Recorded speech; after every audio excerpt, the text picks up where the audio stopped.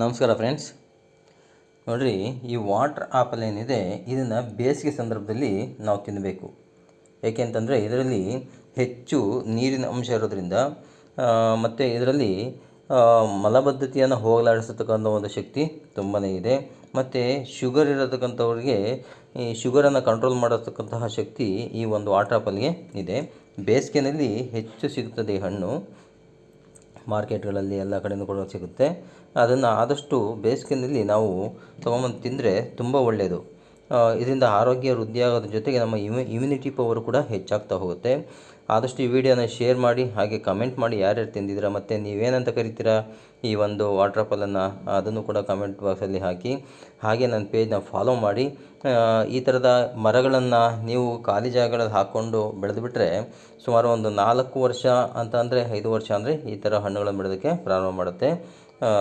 ಆದಷ್ಟು ಈ ಹಣ್ಣನ್ನು ತಿನ್ನೋದಕ್ಕೆ ಪ್ರಯತ್ನ ಪಡಿ.